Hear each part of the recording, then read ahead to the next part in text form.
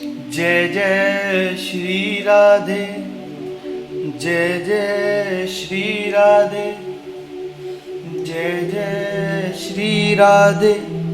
श्रीमद् भागवत महाकथा चौथा अध्याय गोखणोपाख्यान प्रारंभ। सूत जी कहते हैं, मुनिवर उस समय अपने भक्तों के चिंतन में अलौकिक भक्ति का प्रादुर्भाव हुआ देखा। भक्त वत्सल श्री भगवान कृष्ण अपना धाम छोड़कर वहां पधारे। उनके गले में वरमाला शोभा पा रही थी। श्रीअंग सजल जलधर के समान श्यामवर्ण था। उस पर मनोहर पीतांबर शोभित था। कटी प्रदेश कर्णधीन की लड़ाइयों से सुसज्जित था। सिर पर मुकुट लटक और कानों में कुंडलियां की झलक देखते ही विनती थी। वे तीर्थ ललित भाव से खड़े हुए कोनों चुराए लेते थे। वक्षल स्थल पर कौस्तुभमणि दलम रही थी। सारा श्री अंड हरिश्चंद्र से चर्चित था। उस रूपी शोभा क्या कहेंगे, उसे तो मानो करोड़ों कामदेवों की रूपाधनी छीन ली। वे परमानंद चिंत मूर्ति मधुरा तिरि मधुर मुरलीधर ऐसे अनूप छवि से अपने भक्तों के निर्मल चिंतन में अभिभूत हुए। भगवान के दित लोक निवासी लीला परिक उद्धादी वहां गुप्त रूप से उस कथा को सुनने के लिए आए हुए थे। प्रभु के प्रकट होते ही चारों ओर जय जय जय हो की ध्वनि लगने लगी। उस समय 32 का अद्भुत प्रभाव चल बार बार अबीर गुलाल और पुष्पों की वर्षा और सौंदर्य शुद्ध ध्वनि होने लगी। उस सभाओं में जो लोग बैठे थे उन्होंने अपने गेह आत्मा की कोई सुधि न रही। उनकी ऐसी तपस्या देखकर नारद जी कहने लगे, मुनि सरगण, आज सप्ताह सरणी की मैंने यह बड़ी ही अलौकिक महिमा देखी। जहाँ तो बड़े बड़े दुष्ट और पशु पक्षी भी है, वे सभी अत्यंत निष्पाप हो गए है। अतः इनमें संदेह नहीं है कि कलिकाल के चिंतित सुध के लिए इस भागवत कथा के समान मृत्यु में पापों का नाश करने वाला कोई दूसरा पवित्र साधन नहीं है। मुनिवर, आप लोग बड़े कृपालु हैं। आपने संसार के कल्याण का विचार करके यह बिल्कुल निराला ही काला है। आप कृपया यह बताइए कि इस कथा रूपी सप्ताह यज्ञ के द्वारा संसार में कौन कौन लोग पवित्र हो जाते हैं। सनकादिक ने कहा, जो लोग सदा तरह तरह के पाप किया करते हैं, निरंतर दुराचार में ही तपस्या करते रहते हैं और उल्टे मार्गों से चलते हैं, तथा जो क्रोधिक अग्नि से जलते रहने वाले कुटिल और कामपरायण है, वे सभी इस कलयुग में साप्ताहिक यज्ञ से पवित्र हो जाते हैं। सत्य से चयुत्र माता पिता की निंदा करने वाले, तृणक के मारे व्याकुल, आसन धर्म से रहित, दुष्टि दूसरों की उन्नति कुढ़ने वाले हैं और दूसरों को दुख देने वाले हैं, वे भी कलयुग में सप्ताह यज्ञ से पवित्र हो जाते हैं। जो मदिरा पान, ब्रह्म हत्या, सुवर्णी की चोरी, गुरु मिगना और विश्वास श्रद्धा से ये 5 महापाप करने वाले, छल, छदा प्राण, खुदु, पिशोकोचित, सम्मान, निर्दयी, ब्राह्मण के धन से पुष्ट होने वाले और वे विचारी है, वे भी कलयुग में साप्ताहिक यज्ञ से पवित्र हो जाते हैं। जो दुष्ट आग्रह पूर्व श्रद्धा मन, वाणी या शरीर से पाप करते हैं, दूसरे के धन से ही पुष्ट होते हैं, तथा मलिन मन और दुष्ट हृदय वाले, वे भी कलयुग में सप्ताह यज्ञ से पवित्र हो जाते हैं। नारद जी, अब हम तुम्हें इस विषय में एक प्राचीन इतिहास सुनाते हैं। उसे सुनने से ही सब पाप नष्ट हो जाते हैं। पूर्व काल में रुद्रभद्रा नदी के तट पर एक अपने अपने धर्मों का आचरण करते हुए सत्य और संत मुनि तपस्या कर रहे थे। उस नगर में समस्त वेदों का विशेषज्ञ और स्रोत समात्र कर्मों में निपुण एक आत्मदेव नामक ब्राह्मण रहता था। वह धनी होने पर भी भिक्षाजीवी था। उसकी प्यारी पुत्री धंधुली कुलीन एवं सुंदरी होने पर भी सदा अपनी बात पर अड़ जाने वाली थी। उसे लोगों की बात करने में सुख मिलता था। स्वभाव था क्रूर, पर कुछ न कुछ बकवास करती रहती थी। गृह कार्य में निपुण थी, कृपण थी और थी झगड़ालू भी थी। इस प्रकार ब्राह्मण दंपति प्रेम से अपने घर में रहते और विहार करते रहते थे। उनके पास अर्थ और भोग विलासी की सामग्री बहुत थी। घर द्वार भी अवस्था बहुत डल गई। तब उन्होंने संतान के लिए तरह तरह के पुण्य कर्म आरंभ किए और वे दीन दुखियों को गो, पृथ्वी, स्वर्ग और वसादि दान करने लगे। इस प्रकार धर्म मार्ग में उन्होंने अपना आधा धन समाप्त कर दिया, तो भी उन्हें पुत्र या पुत्री की प्राप्ति का मुख देखने को नहीं मिला। इसलिए अब वह ब्राह्मण बहुत ही चिंतातुर रहने लगे।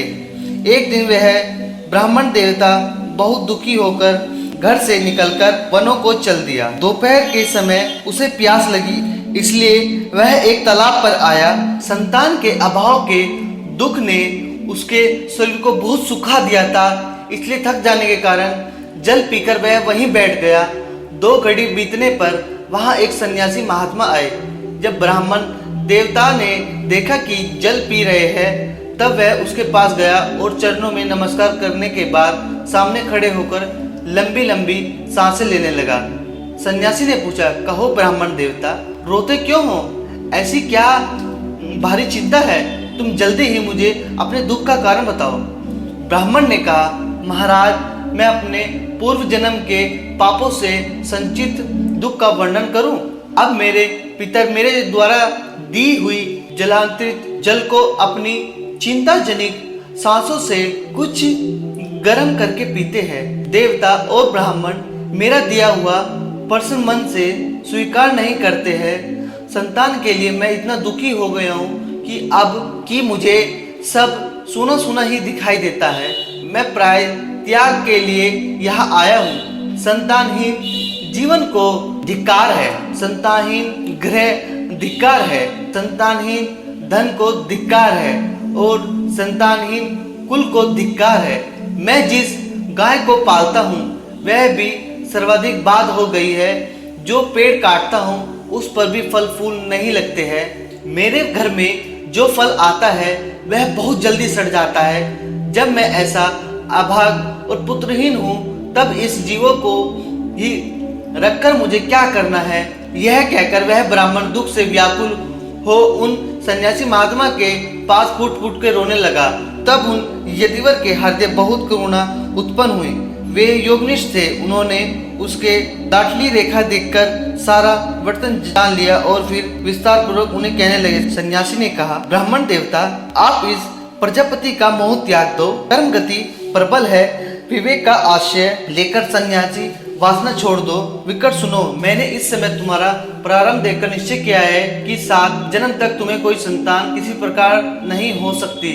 पूर्व काल में राजा सागर एवं अकड़ों संतान के कारण दुख भोगना पड़ना था, परंतु अब तुम कुटुंबी की आशा छोड़ दो। संन्यास में ही सब प्रकार का सुख है।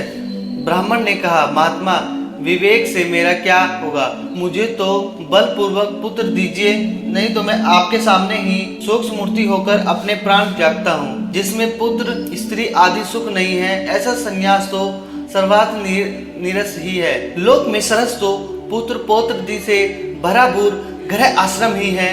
ब्राह्मण ऐसा आग्रह देखकर उन तथोधनों से कहा, विधाता के लेखकों को मिटाने का हक करने से राजा चित्रकेतु को बड़ा कष्ट उठाना पड़ना था। इसलिए देव जिसके उद्योग को कुचल देता है, उस पुरुष के समान तुम्हें भी पुत्र से सुख नहीं मिल सकेगा। तुम तो बड़ा हट पकड़ रखा है और अर्थी के रूप में तुम मेरे सामने उपस्थित हो। ऐसी दशा में मैं तुम्हें क्या कहूँ? जब महात्मा जी ने देखा कि यह किसी प्रकार अपना आग्रह नहीं छोड़ता, तब उन्होंने उसे एक फल देकर कहा, इसे तुम अपनी पत्नी को खिला देना, उससे उसके पुत्र होगा और तुम्हारी स्त्री को 1 साल तक सत्य, सोच, दान और एक समय ही अन्न खाने का नियम रखना चाहिए। यदि वह ऐसा करेगी तो बालक बहुत शुद्ध स्वभाव वाला होगा। जो कहकर योगीराज चले गए। ब्राह्मण अपने घर लौट आया। वहां आकर उसने वह फल अपनी स्त्री के हाथ में दिया, कहीं चला गया। उसकी स्त्री तो कुटिल स्वभाव की थी। वह रो रोकर अपनों एक सखी से कहने लगी, सखी, मुझे तो बड़ी चिंता हो रही है। मैं यह फल नहीं खाऊंगी। फल खाने से गर्भ रहेगा और गर्भ से पेट बढ़ जाएगा, खाया पिया नहीं जाएगा। इससे मेरी शक्ति क्षीण हो जाएगी, तब बता घरा धंधा कैसे होगा। और देववंश यदि कहीं गांव में डाकुओं का आक्रमण हो गया तो गर्भवती स्त्री कैसे भागेगी। यदि शुक्लदेव जी की तरह यह गर्भ भी पेट में ही रह गया तो इसे बाहर कैसे निकाला जाएगा। और कहीं प्रसव के समय वह डेटा हो गया, फिर प्राणों से ही हाथ धोना पड़ेगा। जो भी प्रसव के समय बड़ी भयंकर पीड़ा होती है, मैं सुकारी भला यह सब कैसे सह सकूंगी। मैं अब दुर्बल पड़ जाऊंगी। तब नदन रानी आकर घाघरा सब माल मता समेट में जाएगी और मुझे तो सत्य सोचिक नियमों का पालन भी होगा कठिन ही जान पड़ता है। जो स्त्री बच्चा जनती है उसे उस बच्चे के लालन पोषण में बड़ी कष्ट होती है। मेरे विचारों तो वैद्य और विधवा स्त्री ही सुखी है। मन में ऐसे ही तरह तरह के कुष्ठ उठाने से वह फल नहीं खाया और उसके पति ने पूछा फल खा लिया। तब उसने कह दिया कि हाँ खा लिया। एक दिन उसकी बहन अपने आप ही उसके घर आई। अपनी बहन को सारा व्रत सुनाकर कहा कि मेरे मन में इसकी बड़ी चिंता है, मैं इस दुख के कारण दिनों दिन दुर्बल हो रही हूँ। बहन क्या करूँ। बहन ने कहा मेरे पेट में बच्चा है, प्रसव होने पर वह बालक मैं तुझे दे दूंगी। तब तक तू गर्भवती के समान घर में गुप्त रूप से सुख से रह। तू मेरे पति को कुछ धन दे सकती है तो दे दे, वे तुझे अपना बालक दे देंगे। हम ऐसी युक्ति करेंगे कि जिससे सब लोग यही कहेंगे कि इसका बालक 6 महीने का होकर मर गया और मैं नित्य प्रति तेरे घर आकर उस बालक का पालन पोषण करती रहूंगी। तू इस समय इसकी जांच कराने के लिए यह फल को खिला दे। ब्राह्मणी ने कहा स्त्री स्वभाववश जो उसकी बहन ने कहा था वैसे से ही सब किया। इसके पश्चात समय अनुसार जब उस स्त्री के पुत्र हुआ तब उसके पिता ने चुपचाप लाकर उसके धुंधली को दे दिया और उसने आत्मदेव को सुना दी कि मेरे सुख पूर्व बालक हुआ। इस प्रकार आत्मदेव के पुत्र हुआ। सुनकर वह सबको बड़ा आनंद हुआ। ब्राह्मण ने उसका जलपात संसार उसके ब्राह्मणों को दान किया और उसके द्वारा गाना बजाना तथा अनेक प्रकार के महिल कृत्य होने लगे। धुंधली ने अपने पति से कहा मेरे संतान में तो दूध ही नहीं है, फिर गो आदि किसी अन्य जीव के दूध में मैं इस बालक को किसी प्रकार पालन करूंगी। मेरे बहन के अभी बालक हुआ था, वह मर गया, उसे बुलाकर अपने यहाँ रख ले तो वह अपने इस बच्चे का पालन पोषण कर लेगी। तब पुत्र की रक्षा के लिए आत्मदेव वैसा ही किया। माता धुंधली ने उस बालक का नाम धुंधली रखा। उसके बाद 3 महीने बीतकर उस गो को भी एक कार बच्चा हुआ। वह सर्वांग सुंदर, दिव्य, निर्मल तथा सर्वगुण की सी क्रांति वाला था। उसे देखकर ब्राह्मण देवता को बड़ा आनंद हुआ और उसने स्वयं ही उसके सब संस्कार किए। इस समाचार में और सब लोगों को भी बड़ा आश्चर्य हुआ कि वे बालक को देखने के लिए आए तथा आपसे कहने लगे देखो भाई, अब आत्मदेव का कैसा भाग्य उदय हुआ। कैसे आश्चर्य की बात की है कि गो को भी ऐसा दिव्य रूप बालक उत्पन्न हुआ। देव से इस गुप्त रहस्य का किसी को भी पता न लगा। आत्मदेव ने उस बालक के गोंग के कान देखकर उसका नाम गोकर्ण रखा। कुछ काल बीतने पर वे दोनों बालक जवान हो गए। उनमें गोकर्ण तो बड़ा पंडित और ज्ञानी हुआ, किंतु धुंधकारी बड़ा ही दुष्ट निकला। कान संचोकित, ब्राह्मण चितो आकारों का, उनमें नाम भी न था और न खान पान की कोई परहेज था। क्रोध उसमें बहुत चढ़ा था। वह बुरी बुरी वस्तुओं का संग्रह किया करता था। मुंदेर के हाथ में छुआया हुआ अस्त्र भी खा लेता था। दूसरों की चोरी करना और सब लोगों से देव बढ़ाना उसका स्वभाव बन गया था। पीछे पीछे छिपे छिपे वह दूसरों के घरों में आग लगा देता था। दूसरे के बालकों को खेलने के लिए गोद में लेता और उन्हें चट कुएं में डाल देता। हिंसा का उसे व्यसन हो गया था। हर समय वह अस्त्र धारण किए रहता था और बेचारे अंधे और दीन दयालों को वह तंग करता था। चंडालों से उसका विशेष प्रेम था। बस हाथ में फंदल दिए हुए कुत्तों की टोली के साथ शिकार की टोल में घूमता रहता था। वेश्या की जाल में फंसकर उसने अपने पिता की सारी संपत्ति नष्ट कर दी। एक दिन माता पिता को मार पीट करके सब बर्तन भांड उठा के ले गया। इस प्रकार जब सारी समाप्ति तरवा हो गई तब उसका कर्ण पिता फूट फूट के रोने लगा और बोला इससे तो कि माँ का बांझ ही रहना अच्छा था। कुट पुत्र तो बड़ा ही दुखदायी हुआ। अब मैं कहाँ रहूँ। कहाँ जाऊं, मेरे इस संकट को कौन काटेगा। हाय, मेरे ऊपर तो बड़ी विपत्ति आ पड़ी है। इस दुख के कारण अवश्य मुझे एक दिन प्राण छोड़ने पड़ेंगे। उसी समय परम ज्ञानी गोकर्ण जी वहां आए और उन्होंने पिता को वैज्ञानिक उपदेश करते हुए बहुत समझाया।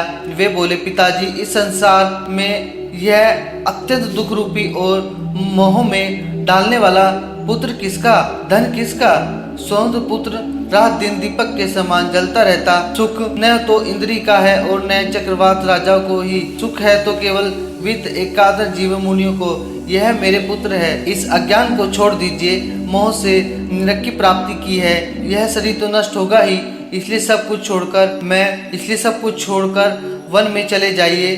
गोकर्ण के वचन सुन के आत्मदेव वन में जाने लगे। तैयार हो गया और उनसे कहने लगा, बेटा, वन में रहकर मुझे क्या करना चाहिए, यह मुझसे विस्तार पूर्वक कहो। मैं बड़ा मूर्ख हूँ। अब तक कर्मवंश स्त्री पाश में बंधा हुआ आपड़े की भक्ति इस घरु अंधेरे में कुएं में भी पड़ रहा हूँ। तुम बड़े दयालु हो, इससे मेरा उद्धार करो। गोकर्ण ने कहा, पिताजी, यह शरीर हड्डी मांस और रुधिका पिंड है। इसे आप मैं मानना छोड़ दे और स्त्री पुत्र को भी अपना कभी न माने। इस संसार को रात दिन क्षण भर देखे, किसी भी वस्तु को स्थायी समझकर उसे राग न करे। बस एकमात्र वैराग्य उसके प्रसिक होकर भगवान की भक्ति में लगे रहे। भक्त वत्सल ही सबसे बड़ा धर्म है। निरंतर उसी का आश्रय लिए रहे। अन्य सब प्रकार के लौकिक धर्म से मुंह मोड़ लेते सदा साधुओं की सेवा करे। भोगों की लालसा को पास न भटकने दे तथा जल्दी से जल्दी दूसरों के गुण दोषों का विचार करना छोड़कर एकमात्र भगवत सेवा और भगवान की कथा की रस का ही पान करे। इस प्रकार पुत्र की वाणी से प्रभावित होकर आत्मदेव घर छोड़कर और वन की यात्रा की। उसकी आयु उस समय 60 वर्ष की हो चुकी थी, फिर भी बुद्धि में पूरी दृढ़ता थी। वह वहाँ रात दिन भगवान की सेवा पूजा करने से और नियमित रूप भगवान के दमज स्कंद का पाठ करने से उसने भगवान श्री चंद्र को प्राप्त कर लिया। चौथा अध्याय यहीं समाप्त होता है। जय जय श्री राधे।